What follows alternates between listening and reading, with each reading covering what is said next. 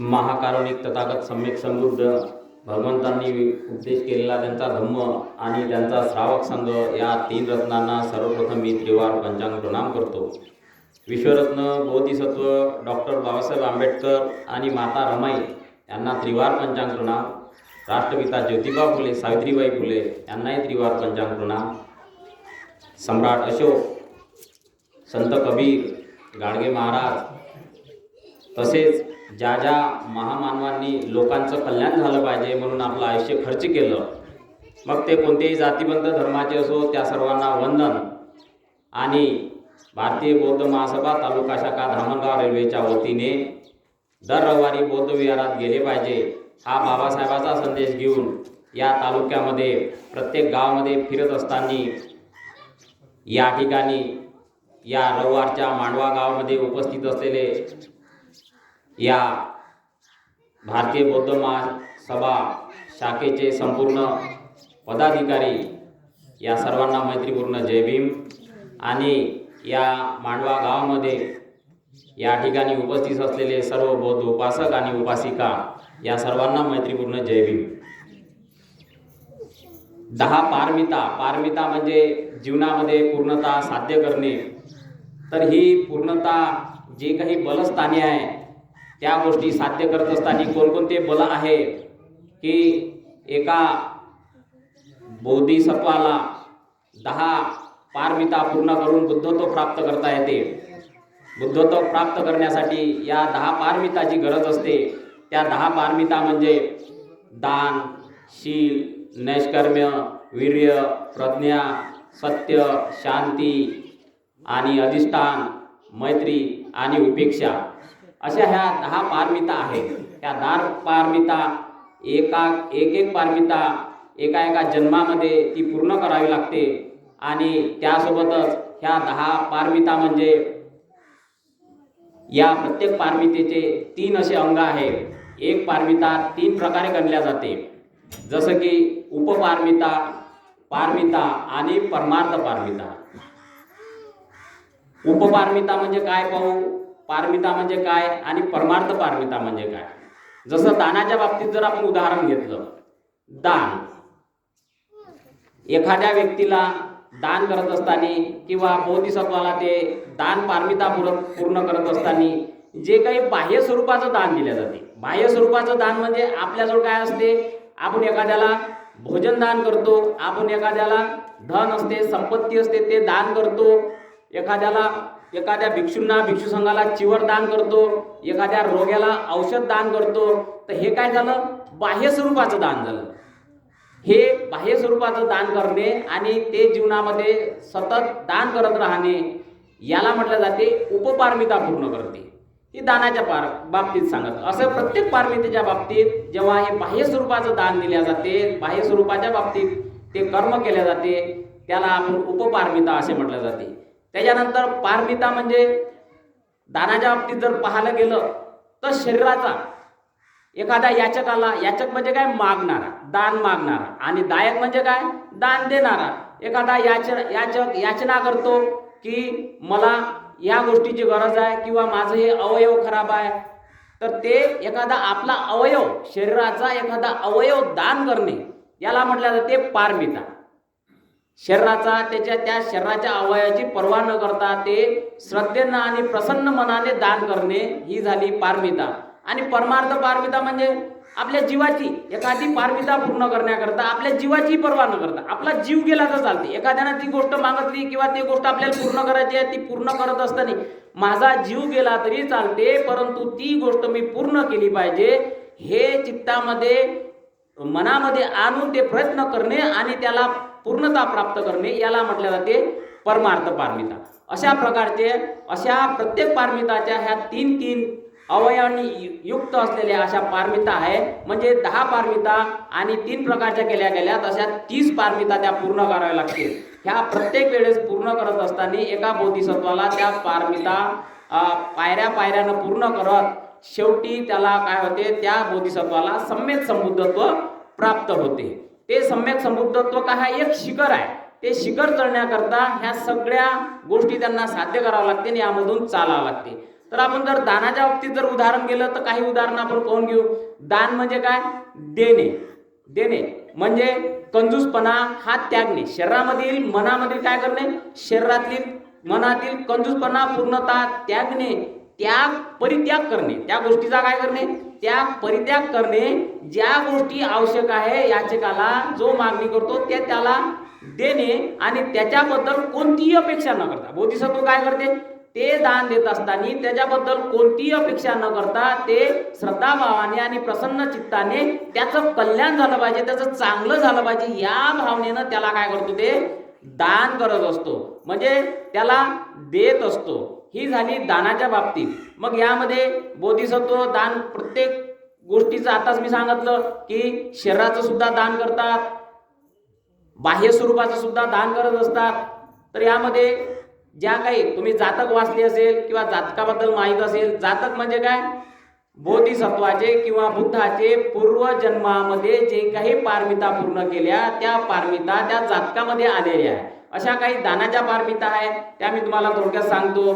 जसं की अकित्तीय नावाचं जातक आहे. यामध्ये काय? एकदा बोधिसत्व मोठ्या श्रीमंत घराण्यामध्ये जन्म घेतला आणि श्रीमंत घराण्यामध्ये जन्म घेऊन काय त्यांचे आई वडील वारले आणि मग काय एक त्यांची बहीण होती आणि ते होते. त्यांनी पाहिलं की संपत्ती कमावणारे गेले, संपत्ती आहे आणि मी कमावून काय करू? मी सुद्धा जाणार आहे, हे काय आहे? नश्वर आहे, काय करू या संपत्तीचं? म्हणून त्यांनी काय केलं? संपूर्ण ती दान संपत्ती वाटून दिली आणि जंगलात गेले. संन्यासाचं रूप धारण केलं, परिव्रजा धारण केली, संन्यासी झाले आणि जंगलात जाऊन राहायला लागले. जंगलात गेल्यानंतर त्यांनी काय केलं? तिथे ज्या वेळेस त्या झाडांना फळं वगैरे लागायचे त्यावेळेस ते काय खायचे? फळं खायचे. ज्यावेळेस फळं नसले तर मग काय खायचे? ते झाडाचे पानं घ्यायचे, ते उकडायचे आणि ते खायचे. मग एकदा असंच झालं की ते जेवणाचा टाइम झाला, त्यांनी ते पानं शिजवत असताना एक याचक आला. त्यांच्याकडे काय आला? एक याचक आला आणि दान मागून राहिला. मग आता त्यांच्याजवळ काय आहे दान द्यायला? त्यांच्याजवळ काहीच नाही. मग त्यांनी जे शिजवलेले पान होते त्यांनी त्या चित्तामध्ये अशी प्रसन्नता निर्माण केली, अरे किती चांगलं झालं. बघा, आपल्या घरासमोर एखादा दान मागासाठी एखादा व्यक्ती येतो तेव्हा आपल्या मनामध्ये काय ती प्रसन्नता भावना निर्माण होते, ही त्यावेळची गोष्ट त्यालाच माहित आहे. एखादा व्यक्ती असा म्हणते, अरे ह्या कायले आला दान मागाले, अशी भावना निर्माण होते. पण त्यावेळेस बोधिसत्व काय मनामध्ये भावना निर्माण करते? हा माझा याचक माझ्या समोर दान मागण्याकरता आला, तर कशासाठी आला? माझा संकल्प पूर्ण करण्याकरता आला. बरं झाला आला म्हणून त्यांनी काय केले? ते शिजवलेले जे पानं होते ते त्यांना काय केले?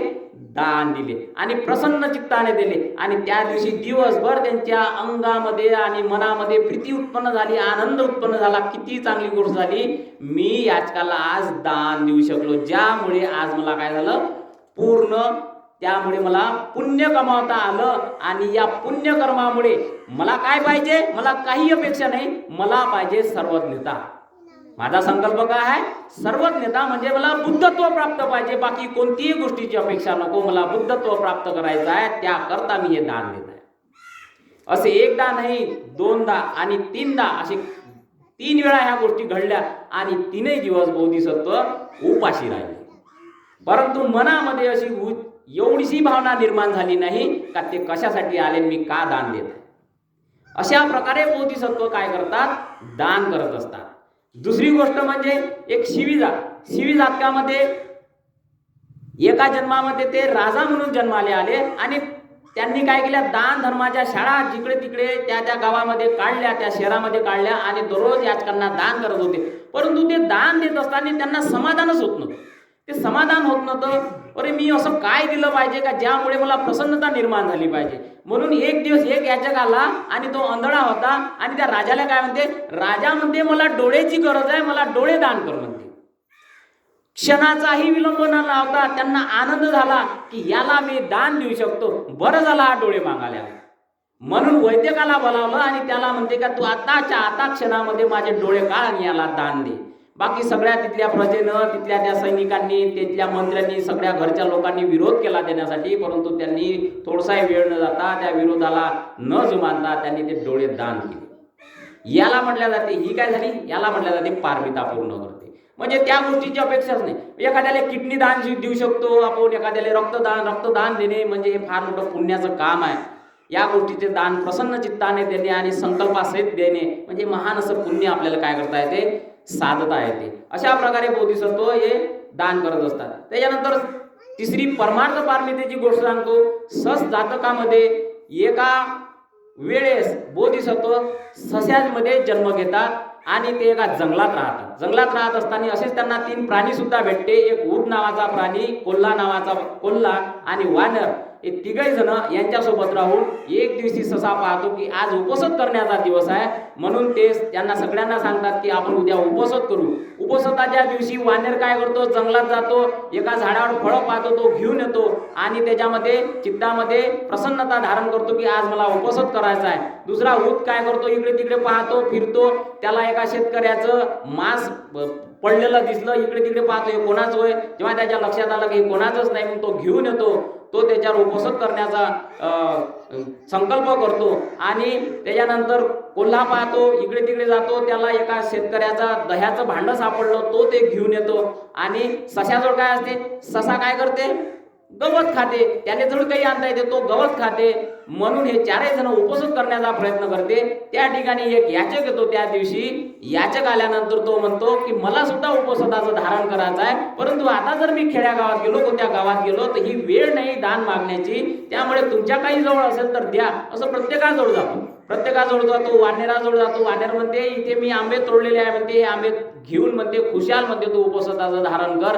दुसऱ्या उदाजवळ जाते, तोही म्हणते जे काही मला भेटलेलं आहे ते सुद्धा तू खाऊन म्हणते तू उपसताचं धारण कर. तिसऱ्या वानेराजवळ जाते, कोल्ह्याजवळ जाते, सगळेजण देण्यास इच्छुक असते.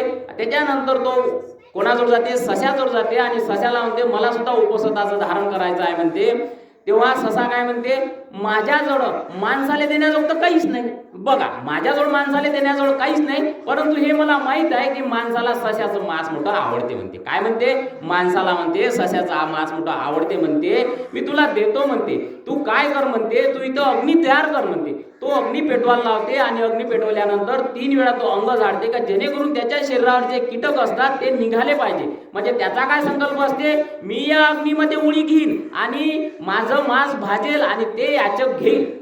याला म्हटलं जाते परमार्थ. म्हणजे नाही म्हणणे नाही, आपल्या जीवाची पर्वा न करता बोधिसत्व काय करतो, आपलं शरीर सुद्धा दान करत असताना अर्पण करतो. साधा आहे काय, सोपं आहे काय बुद्धत्व प्राप्त करणे? म्हणजे आयत भेटलं काय भगवान बुद्धाले? हे सगळं आयत नाही भेटलं. एका जन्मामध्ये ह्या अशा अथक परिश्रमाने पूर्णता करावी लागली, पारमिता पूर्ण करावी लागली, तेव्हा कुठं बुद्धत्व प्राप्त करता येते. याला म्हटल्या जाते परमार्थ पारमिता. जीवाची पर्वा न करता कोणतीही मनामध्ये त्याच्याबद्दल कंजूसपणा निर्माण न करता श्रद्धेनं ते गोष्ट केल्या जाते. अशा प्रकारचे दान करत असतात. दान जे बाह्य स्वरूपाचे असते तुम्हाला माहिती आहे. आमिष दान ज्याला मी म्हटलं आहे, बाह्य स्वरूपात धनसंपत्ती असो, चिवरदान असो किंवा औषध असो, याला म्हटलं जाते आमिष दान. त्याच्यानंतर दानामध्ये येते धम्मदान आणि इतर दान. ह्या 2 गोष्टीमध्ये कसा फरक आहे? एखाद्या भिकाऱ्याला एखाद्या आपण दान देतो ते धम्मदान नाही, किंवा एखाद्या कार्यक्रमामध्ये सामाजिक कार्यक्रम असताना ज्या ठिकाणी आपण काही दान देतो ते काही नाही. धम्म कार्यासाठी विहारासाठी दान, धम्म प्रचारासाठी दान, भिक्षू संघाला आमंत्रित करणे, त्याचे धम्मदेशनाचा कार्यक्रम लावणे, ह्या गोष्टी म्हणजे धम्मदान. आणि आताच धम्मपद तुम्हाला सांगितलं, सब्बदान धम्मदान जिनाती. सर्व दानाहून जर ते काही श्रेष्ठ दान असेल तर ते कशाचं दान आहे? धम्माचं दान आहे. इतर दान देतो त्याचंही पुण्य भेटते, पण त्यापेक्षा या धम्मा कार्यामध्ये जे काही दान देतो ते महान असं फलदायी भेटते, त्याचं मोठं असं पुण्य भेटते आपल्याला. म्हणून सर्वात जास्त जर दान मोठं असेल तर ते काय आहे? धम्माचं दान आहे. त्याच्यानंतर पुण्य सुद्धा दान करता येते आपल्याला. पुण्य दान करता येते, धम्मदान, धम्मदेशना करणे हे सुद्धा दान आहे. धम्म आपण एखाद्याला सांगतो तर काय ते धम्माचं दान आहे. धम्म श्रवण करणे, तुम्ही धम्म श्रवण करत आहे, हे सुद्धा दान आहे. या गोष्टीमुळे सुद्धा आपल्याला काय ते पुण्य भेटते. कसं पुण्य भेटते? एखादी गोष्ट धम्म कार्यातून जे काही आपण श्रवण करतो त्यामधून आपले विचार परिवर्तन होतात आणि एखादं कुशल काम करत असताना अरे हे वाईट गोष्ट आहे आणि आपण आता शिकलो का हे चांगली गोष्ट आहे, त्यामुळे अकुशल गोष्टीचा आपण त्याग करतो आणि कुशल म्हणजे चांगले गोष्टी करतो. त्यामुळे वाईट गोष्टी केल्यापासून काय होतं, वंचित राहतो आणि चांगल्या गोष्टी काय करतो, करत राहतो. त्यामुळे त्याचंही आपल्याला काय भेटते?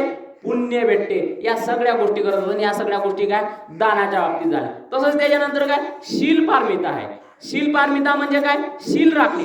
आता आपण त्रिशरण पंचशील घेतलं, 5 शील घेतले. 5 शील म्हणजे मी चोरी करणार नाही, खोटे बोलणार नाही, व्यभिचार करणार नाही, आणि मी चोरी करणार नाही, मी व्यसन आदी इत्यादीचं काय करणार आहे सेवन करणार नाही. हे शील. नुसतं हे घेणं म्हणजे काय शील नाही. शीलाच्या बाबतीत व्याख्या वेगवेगळ्या आहे. शीलामध्ये कसं आहे संयम साधणे.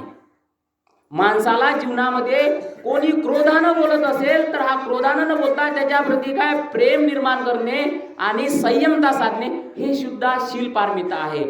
आई वडिलाची सेवा करणे हे शील पारमितेमध्ये येते. आई वडिलाची सेवा करणे, गुरुला वंदन करणे, गुरुचं ऐकणे, गुरुची शुश्रूषा करणे, आई वडिलाची सेवा करणे, ह्या सगळ्या गोष्टी संयमता आणि ज्या काही गोष्टी आहेत ज्या 5 शील इत्यादी शीलाबद्दल काया वाचा मन, काया आणि वाचा म्हणजे शरीराने काय झाला पाहिजे तो संयत झाला पाहिजे. शरीराने कोणतेही वाईट कर्म नाही केले पाहिजे, वाचेने त्याने कोणतेही वाईट कर्म नाही केले पाहिजे. वाचेने वाईट कर्म म्हणजे तो खोटा नाही बोलला पाहिजे, त्याने चुगली जाळी नाही केली पाहिजे, त्यानं व्यर्थ बडबड नाही केली पाहिजे. अशा पद्धतीचे त्याचे जे वाचेवर काय केला पाहिजे आणि संयम, याला म्हटलं जाते शीलाची पारमिता, शील पारमिता करणे. त्याच्यानंतर काय इंद्रिय. इंद्रिय काय डोळ्यानं दिसते, कानानं ऐकते, शरीरानं स्पर्श होते, ह्या सगळ्या गोष्टी ज्या आहेत. जिभेने चव म्हणजे भोजनावरही नियंत्रण असलं पाहिजे, या सुद्धा शील पारमिते. एखादं खूप काही चांगलं भेटलं, खूप गोड गोड वाटलं, खूप मग मार खाते तर काय ते अपचन होते. शरीरावर खाण्यावर नियंत्रण ठेवणे या सगळ्या गोष्टी शीलामध्ये येते. बोधिसत्व हे करत असताना या शीलावर या सगळ्या गोष्टीची बारकाईने लक्ष देतो आणि कोणतीही गोष्ट वाईट गोष्ट झाली नाही पाहिजे यावर दखल देतात. आणि गावातील साफसफाई, निवड हेच नाही, गावातील साफसफाई करणे किंवा गाव स्वच्छ ठेवणे हे सुद्धा शीलामध्ये येते. इतरांप्रती आपल्याला दुसऱ्यानं वाईट म्हटलं नाही पाहिजे, आपल्या कृतीतून त्याला काय दिसलं पाहिजे, आपण चांगलं दिसलं पाहिजे. या सगळ्या गोष्टी शीलामध्ये अंतर्भूत होतात. आई वडिलांची सेवा करणे म्हणजे बोधिसत्व. काय बोधिसत्व एकदा हत्तीमध्ये त्यांनी जन्म घेतला आणि त्यांची आई काय होती आंधळी होती. त्यामुळे आंधळी असल्यामुळे त्याच्या आईला खाता पिता येत नव्हतं. म्हणून आजीवन त्यांनी काय केलं, आईला बसल्या ठिकाणी काय करायचे स्वतः अन्न खायचे आणि त्यांना अन्न आणून द्यायचे. एक दिवशी काय झालं, राजाने काय त्या हत्तीला पकडलं आणि चांगला हत्ती आहे म्हणून पकडून त्यांनी त्यांच्या दरबारी नेलं. परंतु हा बिचारा डोळ्यातून अश्रूच पाडे आणि काही अन्न आणि पाण्याचा त्याग केला, फक्त रडत राहिला. म्हणून राजाला असं वाटलं का हा आपल्या काही कामाचा नाही, ज्या कामासाठी आणला ते काम या काही करून नाही राहिला. त्या हत्तीला त्यांनी चालण्यासाठी, त्याच्यावर बसण्यासाठी, या गोष्टीसाठी त्याला शिकण्यासाठी आणलं होतं, पण तो काही नाही, नुसता रडत बसायचा आणि अन्नही नाही खायचा आणि काहीच नाही. मग त्याला सोडून दिल्यानंतर पुन्हा तो आईकडे गेला आणि आजीवन आईची सेवा केली. अशी आपण काय केली पाहिजे, ह्या गोष्टी आपण शिकलो पाहिजे की आपण आपल्या आईवडिलांची काय केली पाहिजे, सेवा केली पाहिजे. असंच एकदा बोधिसत्वची आई वडील एका यक्षानं, यक्ष म्हणजे मांस भक्षण करणारा, यक्ष म्हणजे काय जो मांस खाणारा असतो, त्यानं काय यक्षानं आई वडिलांनी काय केलं, नेलं, जंगलात नेलं आणि याला खाणार. म्हणून हा व्यक्ती, हा बोधिसत्व त्यांच्याकडे गेला आणि त्याला म्हटलं की तू माझ्या आई वडिलाला खाऊ नको, मला खा, मी त्याच्याबद्दल मी तुला देतो, माझा तू माझी हत्या कर किंवा तू मला मार आणि माझं अन्न खाय, परंतु तू माझ्या आई वडिलाला सोड. या बाबतीतल्या पारमिता म्हणजे शिलाच्या पारमिता येतात. संयमता आणणे, क्रोध न करणे, म्हणजे किती काही क्रोध आला या बाबतीत, म्हणजे शांतीची पारमिता सांगितली ना. शांती आणि शील जवळपास कशा सारख्याच आहे, परंतु त्या पारमिता थोड्या वेगळ्या येतात. ह्या पारमिता ज्या गोष्टी वेगळ्या सांगितल्या जाते, वास्तविकता शांती आणि शीलाची पारमिता ह्या सारख्याच आहे.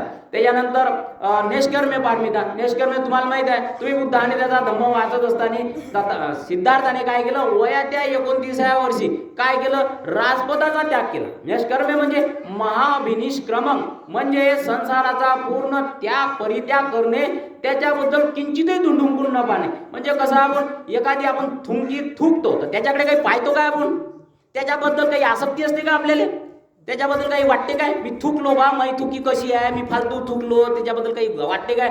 तसंच राजा काय करतो की किती काही मोठी संपत्ती असन, किती काही मोठं ऐश्वर्य असन, किती काही मोठं त्यांचं ते प्रांत असन, तो सगळ्या गोष्टीचा त्याग करतो, क्षणाचाही विलंब न करता, आणि संसारामध्ये जाऊन प्रज्ञा धारण करतो. त्याला म्हणल्या जाते निष्कर्म्य पारमिता, म्हणजे महाभिनिष्क्रमण करणे.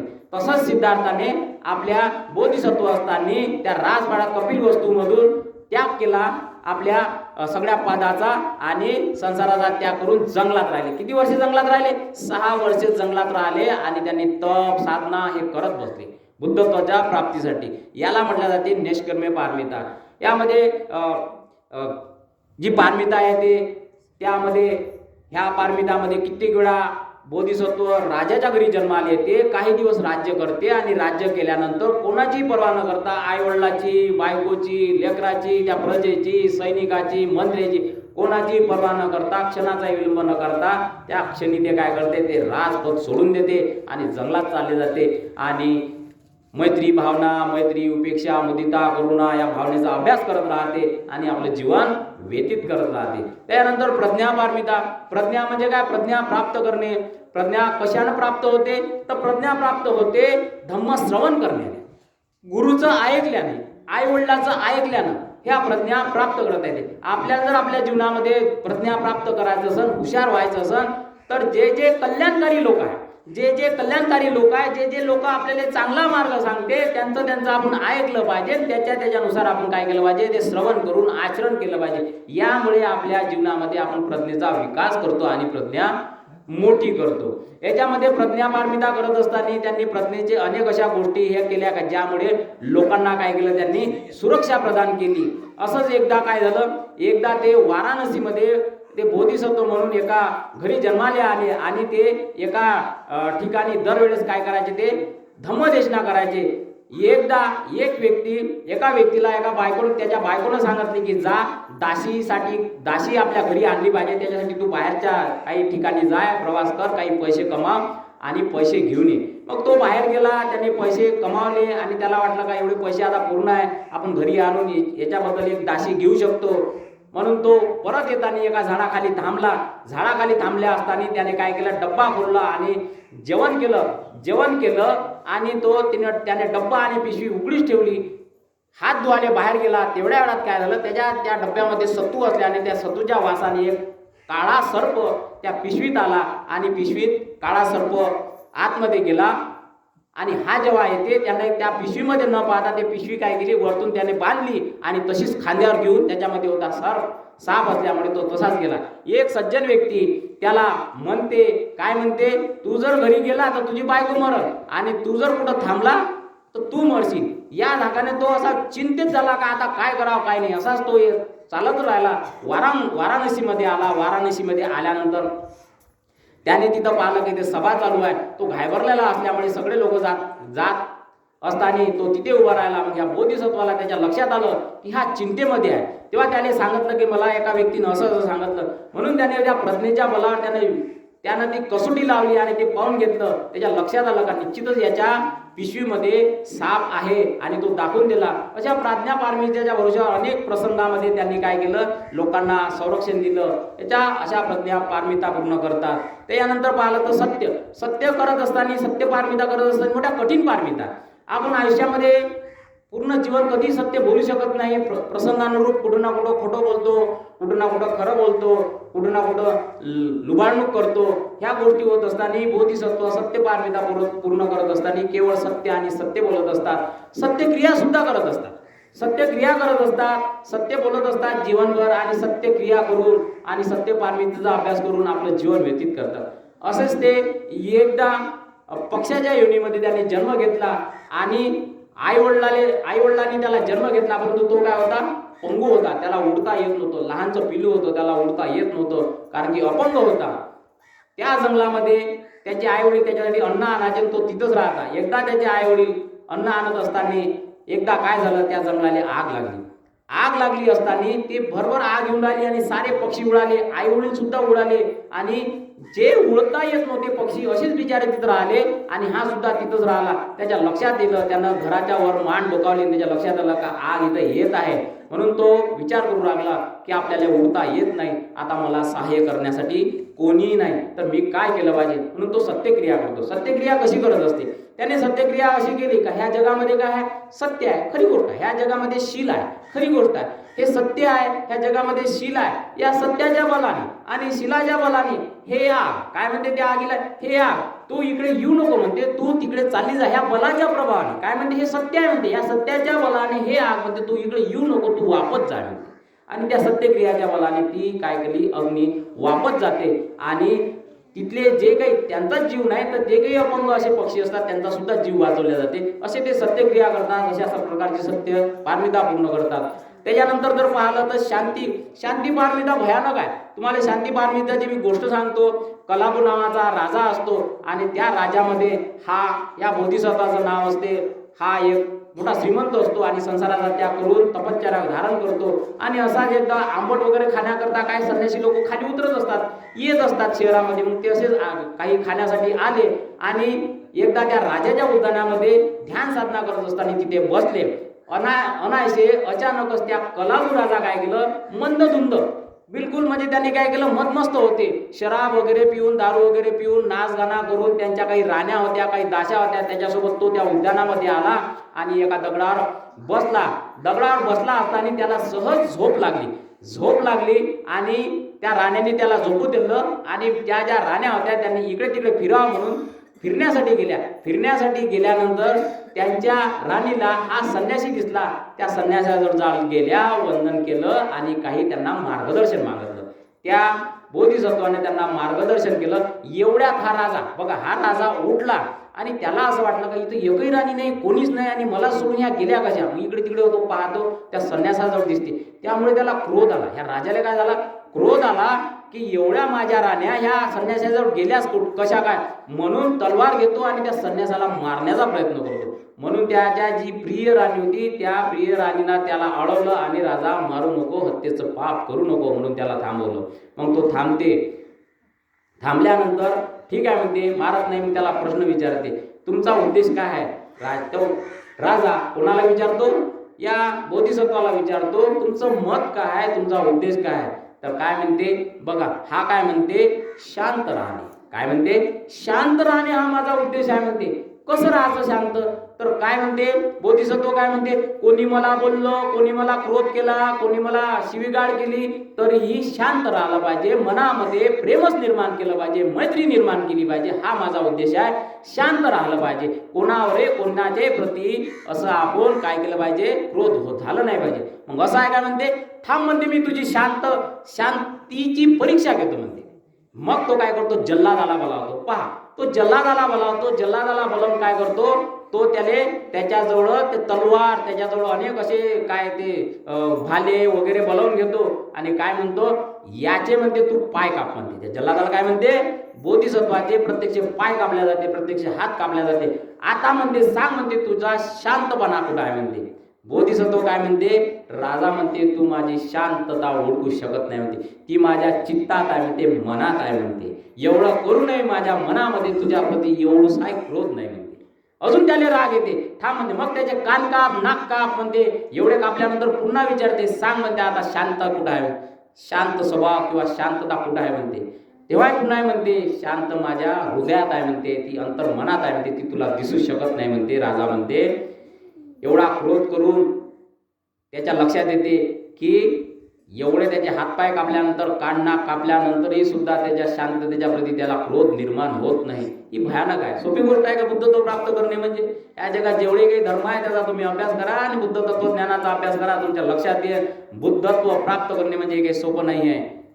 हे भगवान बुद्धाची स्वतःची निर्मिती आहे, धम्म निर्माण करणे. अशा पारमिता त्यांना पूर्ण करावं लागते. या पारमिता पूर्ण केल्यानंतरच त्यांना काय होते, सम्यक संबुद्धत्व प्राप्त करता येते. त्याच्यानंतर जर पाहिलं तर त्याच्यानंतर अधिष्ठान म्हणजे काय, सम्यक. प्रत्येक पारमिता पूर्ण करण्याकरता अधिष्ठान घ्यावं लागते, म्हणजे संकल्प करणं, दृढ निश्चय. अधिष्ठान म्हणजे काय, दृढ निश्चय. प्रत्येक गोष्टीचा दृढ निश्चय करावा लागते आणि दृढ निश्चय करून प्रत्येक पारमिता पूर्ण करावी लागते. मग दृढ निश्चय करत असताना हा दृढ निश्चय कसा असते, प्रत्येक पारमिता पूर्ण झाली पाहिजे हा दृढ निश्चय करून. असंच एक तेमे नावाचं जातक आहे आणि त्याच्या लक्षात येते, तो राजाच्या घरी जन्माला येते, लायण्याचा मोठा होते. त्याच्या लक्षात येते की राजा काय करतो, चोरायला शिक्षा देते. अरे हे पद काही चांगलं नाही, चोरायला शिक्षा देणे हे पद काही, मला राजेपद काही पाहिजे नाही. म्हणून ते काय करतात, इथून जाण्याचा प्रयत्न करते, परंतु आई वडिलांच्या परवानगीशिवाय जाता येत नाही. म्हणून ते काय करते, वेड्याचं सोंग घेते. पाकलाचं सोंग घेणं सोपं आहे काय, वेड्याचं सोंग घेणे, कधी आ करणे, कधी ऊ करणे, कधी बहाडासारखं करणे, पूर्ण जीवन त्यांनी पहायसारखं केलं का जेणेकरून मला राजपद भेटलं नाही पाहिजे, म्हणून एका ब्राह्मणाला बोलावते आणि त्याचे भविष्य विचारते. म्हणून ते ब्राह्मण म्हणते याला इथं ठेवणे काही बरोबर नाही, त्याला हाकलून द्या. म्हणून त्याला हाकलून देते. हाकल्यानंतर मग तो सुद्धा तो संन्यासी बनते. असे दृढ निश्चय करते का नाही मला हे पदच नाही पाहिजे, काही झालं तरी मी असाच राहीन पागलासारखा, परंतु हे पद घेणार नाही. अशा प्रकारची. आणि मैत्री, त्याच्यानंतर आहे मैत्री पारमिता. मैत्री म्हणजे प्रेम निर्माण करणे. मैत्री इतरांप्रती एकमेकांप्रती प्रेम निर्माण करणे, मैत्रीची भावना निर्माण करणे. मैत्री करत असताना दुसरे आपले मित्र जरी असले तरी त्यांचा काय करणे, जीव वाचवणे. जीव वाचवला पाहिजे. अशा प्रकारची मैत्रीची पारमिता पूर्ण करणे. मैत्रीचं मी थोडंसं शेवटी उदाहरण देतो, त्याच्या अगोदर उपेक्षा पारमिता सांगतो. उपेक्षा म्हणजे आवड किंवा नावड. शेवटची पारमिता काय आहे, आवड किंवा नावड. तिथे आवडीने होत आणि नावडीने. उपेक्षा भाव, सुख दुःखा पलीकडली अवस्था. ती कोणती अवस्था असते ती आपली, तिथे सुखही नाही होत. एखादी गोष्ट किती काही चांगली झाली तर सुख निर्माण न करणे. एखादं किती काही दुःख आपल्यावर कोसळलं तरी दुःख निर्माण न करणे. केवळ उपेक्षा भावना निर्माण करणे. उपेक्षा भावनेमध्ये तो राहणे, त्याला म्हटले जाते. हे 4 ब्रह्मविहार आहे, लक्षात ठेवा. मैत्री, करुणा, मुदिता आणि उपेक्षा याला 4 ब्रह्माचे विहार म्हटले जाते. बरोबर आहे की नाही. याला 4 ब्रह्माचे विहार आहे. या 4 विहारामध्ये जो राहतो त्याला असंख्य पुण्य त्याला प्राप्त होते आणि तो त्याच्या जीवनामध्ये खूप त्याचे असे पुण्य प्राप्त करून त्याला निर्वाणाकडे त्याचा मार्गक्रमण करता येते. त्याला ही उपेक्षा पारमिता करत असताना एक त्याची गोष्ट सांगतो. म्हणजे आपण काय करतो, आपल्या संपत्तीप्रती आपल्या लेकराप्रती खूपच आसक्तीत असतो ना. आपले लेकरं वाहिले एवढं मोठं आपल्याला दुःख होते. तर ते बोधिसत्वाची गोष्ट सांगितल्यानंतर तुमच्या लक्षात येईल का त्याच्याप्रती आपण दुःख व्यक्त केलं पाहिजे का. एकदा बोधिसत्व कास्तकाराचं जन्माला येतो, कास्तकार असतो ते आणि त्याचं मुलगं शेतात जातात. दररोज शेतात जातात, काम करतात आणि घरी येतात. एक दिवस दोघे जण शेतामध्ये गेले. दोघे जण काम करून राहिले. बोधिसत्वाचा जो पोरगा होता इकडे तिकडे काय करून राहिला, जे कचरा जमा केला होता शेतातला तो एकत्र जमा करण्यासाठी एका कचऱ्याच्या ठिकाणावर गेला. तिथे त्याचं लक्ष नाही राहिलं आणि त्या कचऱ्याच्या खाली सर्प असल्यामुळे त्या कचरा जसाही उचलला तसाही सर्पाने त्याला दंश केला आणि त्याच ठिकाणी तो काय झाला, मृत्यू पावला. कोणाचा पोरगा, बोधिसत्वाचा पोरगा मृत्यू पावला. इकडे तिकडे पाहते, याला दिसला नाही. त्याच्याजवळ जाते, त्याच्या लक्षात आलं का हा मरण पावला. थोडंसंही दुःख नाही केलं. बघा, थोडंसंही दुःख नाही केलं. येणारे ज्या बाजूच्या रस्त्यातून होते त्या लोकांना सांगितलं का जा तू माझ्या पत्नीला सांग की आज एकच डब्बा घेऊन ये. दररोज पत्नी काय करायची, 2 डबे आणायची. आज तू त्या पत्नीला सांग का 1 डब्बा घेऊन ये आणि सोबत अगरबत्ती, मेणबत्ती, त्यावेळेस जे काही असेल धूपबत्ती, हार, फुलं हे सुद्धा घेऊन ये. त्यानं घरी गेला, त्याच्या घरी निरोप दिला. जसाही त्याच्या पत्नीला हा निरोप दिला तसंही त्याच्या पत्नीने ओळखलं की निश्चितच माझ्या मुलाचा काय झाला, मृत्यू झाला. लगेच लक्षात आलं. त्यामुळे ती सुद्धा रडली नाही, त्याच्या घरचे कोणीच रडले नाही. कारण की या बोधिसत्वाने का रडले नाही, बोधिसत्वाने त्या घरच्या लोकांना मरणानुस्मृती शिकवली होती. मरणाची स्मृती कशी करायची हे ध्यान आहे. मरणाचं सुद्धा काय आहे, मरणाच्या स्मृतीचं एक ध्यान आहे. हे सुद्धा शिकवल्यामुळे ते कोणी रडले नाही. सगळेजण त्यांचा डब्बा घेऊन, एकाच व्यक्तीचा डब्बा घेऊन आले. बोधिसत्व चांगल्या पद्धतीनं जेवण केलं, हार बोल आले. त्या व्यक्तीचं काय केले, त्या व्यक्तीची चिता केली आणि त्याला जाळलं. तोपर्यंत कुठेही रडले नाही आणि त्याला स्मशानात नेऊन तिथेच त्याला काय केलं, चितेवर जाळलं. आणि काय म्हणते बघा, हे मोठे वाक्य चांगले आहे. तुम्ही का रडले नाही, तर त्याच्यावर ते उत्तर काय देते, जो मुलगा आहे तो न सांगता आला. एखादा व्यक्ती आपल्या घरी जन्म घेते तो आपल्याला सांगून येते काय, एखादा व्यक्ती आपल्या घरी जन्म घेते तो सांगून येते काय, न सांगता आला आणि मेला तर न विचारता गेला. आपल्याला आपल्या घरचा कोणी मरत असताना मी मरत आहे, मी चाललो असं कोणी सांगून जाते काय, नाही बा आता मी मरत आहे, मी सांगून चाललो. न सांगता आला, न विचारता गेला.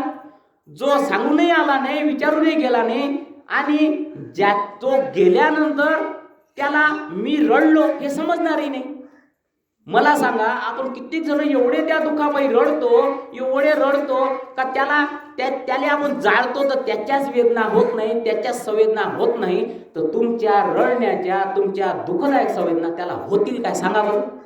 होणार काय, होणारच नाही ना, बरोबर आहे की नाही. त्याला जाळलो असताना त्याला वेदना नाही होत, तर आमच्या दुःखाच्या वेदना त्याच्यापर्यंत पोहोचतील कशा.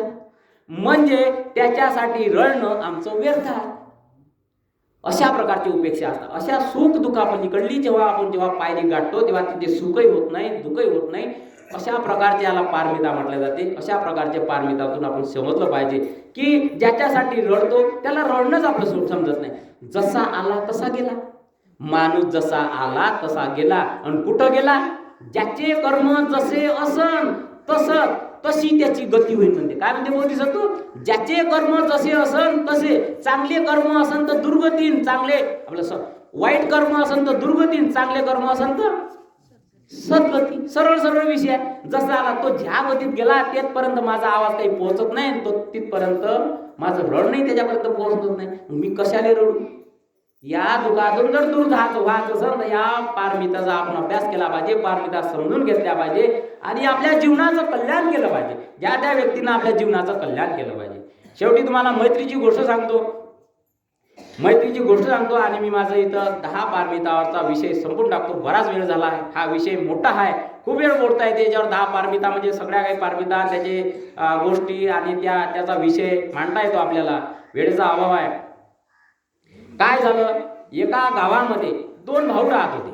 एका गावामध्ये 2 भाऊ राहत होते. सख्खे भाऊ होते. त्यांना आई वडील नव्हते. मोठ्याचं लग्न झालं होतं, लहान्याचं लग्न झालं नव्हतं. मोठ्या आनंदानं राहत होते. एकमेकाचं ते ऐकत होते. कधी भांडण नाही, तंटा नाही, कोणतीही गोष्ट नाही. त्यांच्यामध्ये कोणतीही गोष्ट झालेली नाही. आणि मोठ्या आनंदाने शेतीत जाते, शेतीचे काम करायचे, व्यवसाय करायचे आणि चांगल्या पद्धतीने गुजराण करायचे आणि एकमेकाचे ऐकायचं. मोठ्या भावानं जर म्हटलं का भाऊ यावर्षी पावसाळा आहे, आपल्याला पराठी पेरा लागते, दादा ठीक आहे ना, आपण पराठीच पेरू. लहान्या भावानं जर काही म्हटलं का यावर्षी आपल्याला हे काम करावं लागते, तू सांगतो ना ते बरोबर आहे, आपण ती गोष्ट केलीच पाहिजे. एकामेकाले सांगून ते क्रॉसिंग नाही, भाऊ क्रॉसिंग नाही करायचा एकमेकाले. अशा पद्धतीनं मोठी गावात चर्चा होती. अरे पहा या 2 भावासारखे भाऊच नाही. असंच एकदा काय झालं, एक दिवशी त्या मोठ्या भावाची सासू घरी आली. पहा, एक दिवशी मोठ्या भावाची सासू घरी आली, रात्रभर राहिली, रात्रभर काहीतरी कुजबुज केली, ते चालली गेली. दुसऱ्या दिवशी मोठा भाऊ काय म्हणते? भाऊ म्हणते आपल्याला वाटणी करा लागते म्हणते. काय म्हणते भाऊ म्हणते आपल्याला वाटणी करा लागते म्हणते. वाटणी करा लागते. हा लहान भाऊ वगैरे क्रॉसिंग नाही. दादा तू सांगतो तर माझ्या भल्यातच सांगतो म्हणते. ठीक आहे म्हणते, करून टाकू म्हणते. वाटणी झाली. एका पायता एका घराचे 2 घरं झाले, एका स्वयंपाकघराचे 2 स्वयंपाकघरं झाले. एकात्र भांडे होते तर यायचे भांडे वाटून घेतले. वाटणी करत असताना वाद नाही. पहा, वाटणी करत असताना वाद नाही. हे तू घे, हे मी घेतो, ठीक आहे. 2 जोड्या 2 बैल होते, एक बैल यानं घेतला, एक बैल त्यानं घेतले. घरची वाटणी झाली, जोडीची वाटणी झाली. शेतात गेले दोर घेऊन.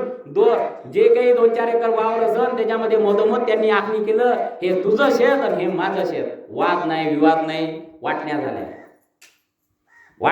दुसऱ्या दिवसापासून वाटणीचे घराचा संसार सुरू झाला. असंच त्या शेतामध्ये कडवा सुद्धा असते. कडव्याची पेंडी माहिती आहे ना? कडव्याच्या पेंड्या, ज्या आपण कडव्याच्या पेंड्या बांधतो, त्या कडव्याच्या पेंड्या होत्या एका ठिकाणी. एका भावानं काय केल्या, उचलल्या अर्ध्या पेंड्या आपल्या वाटणी झाल्यामुळे आपल्या शेतात आणून ठेवल्या आणि एका ठिकाणी दुसऱ्या यानं लावून ठेवल्या.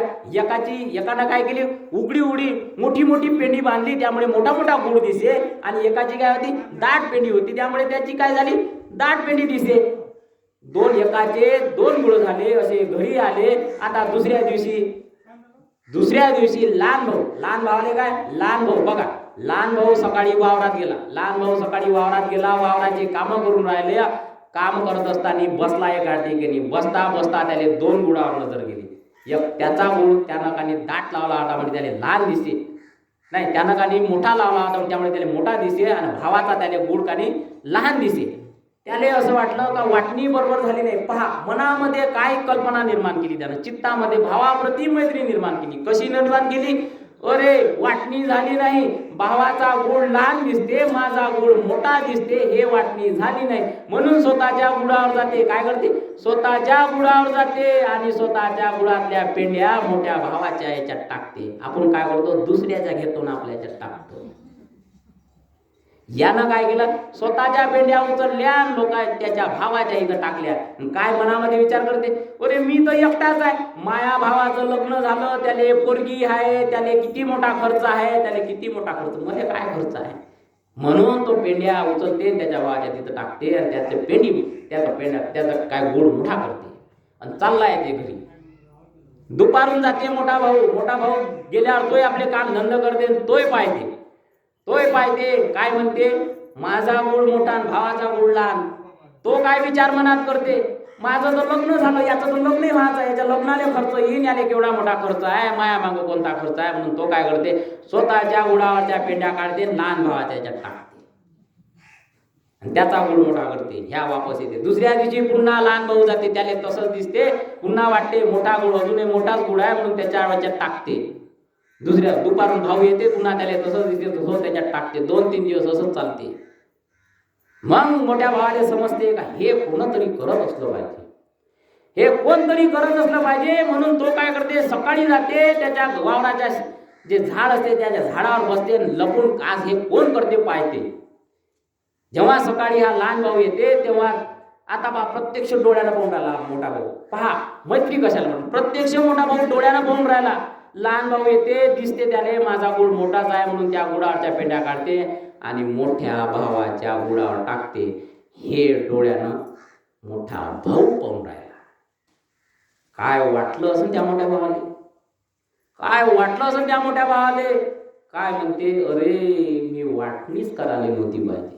काय म्हणते मोठा भाऊ, चुकलो म्हणते, मी वाटणीच करायला पाहिजे नव्हतं म्हणते. उतरला आणि डायरेक्ट त्या भावाची मिठीच मारली, काहीच नाही.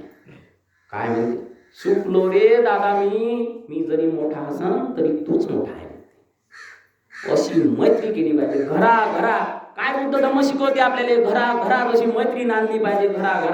घराघरात गावागावात कोणत्याही जाती पंथ धर्माचा कोणताही व्यक्ती असो, त्याच्या मनामध्ये, आपल्या मनामध्ये, त्याच्याप्रती चित्तामध्ये मैत्रीचीच भावना निर्माण झाली पाहिजे. क्रोध नाही झाला पाहिजे. बल 10-5 मिनिटं काय सांगितलं, या सगळ्या गोष्टी आपल्याला ते संदेश देऊन जाते. हा संदेश तुम्ही घरी घेऊन जा, तुमचं मोठं मंगल होईल, तुमचं मोठं कल्याण होईल. अशी मैत्री आपण केली पाहिजे. त्या मैत्रीने मोठं आपलं चांगलं होते. या गोष्टी मी तुम्हाला सांगितल्या, तुम्ही ऐकून घेतल्या शांततेत चित्ताने, आणि मी इथेच थांबतो आणि मी माझे 2 शब्द संपवतो. सर्वांना मैत्रीपूर्ण जय.